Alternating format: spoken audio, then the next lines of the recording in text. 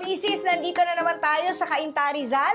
Siyempre sa Vince Delight dahil ang ihahain naman natin ngayon ay ang healthy empanada. Kasama pa rin natin si Ma'am Geraldine. O, paano po gawin yung dough? Okay. Mixing bowl, siyempre. O. Tapos, Ilan po nito? 2. 2 cup.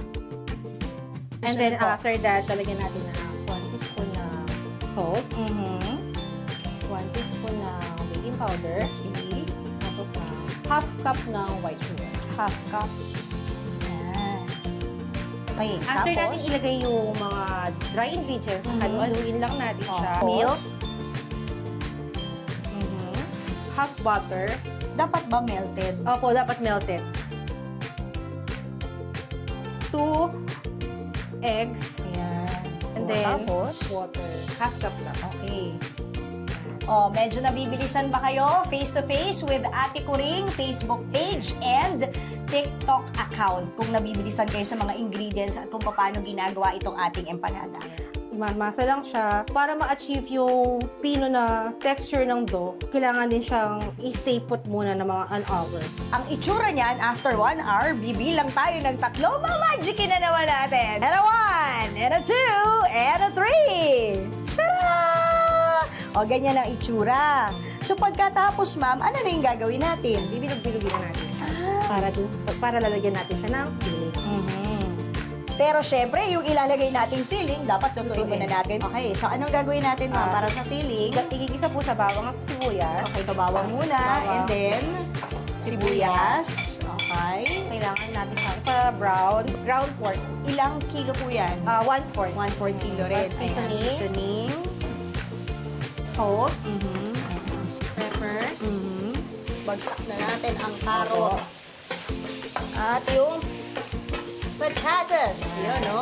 Soy sauce po. Mga 2 tablespoons. Pero hindi lang naman pork ang pwede, di ba? Opo, Pwede maraming tayong, pwedeng- ano pa ang pwedeng i-alternate. Kunyari, hindi kumakain ng baboy, high blood, Pwedeng, kaya meron tayo ditong chicken chicken. or tuna. Same Ayun. ingredients. Oo. Ang pinagkaiba lang yung meat na gagamitin. Okay, sige. So kapag luto na, ganito na ang itsura niyan. So, time to assemble, Ma'am G. I-flat na muna po natin Flat yung lang. dough. Pagkatas po, pa-flat. Okay. We'll use rolling pin. Paano pag walang rolling pin sa bahay? Ano pwede? Bote? Bote na walang laman. Okay. Basta Dapat nalinis, glass. glass. Kukuha tayo ng mga 2 teaspoon lang na palaman. And then, i-fold natin. Okay. Ganyan lang?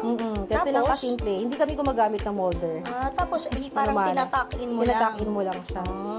Gagawin natin next. Prito na? Healthier version is yung i-bake.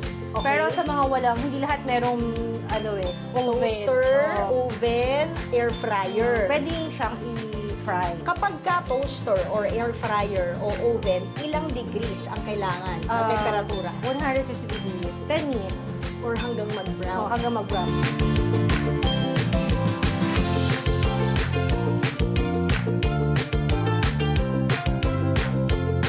At syempre, ang paborito nating parte, kailangan nating tikman. Tikman na natin. Ano kaya to?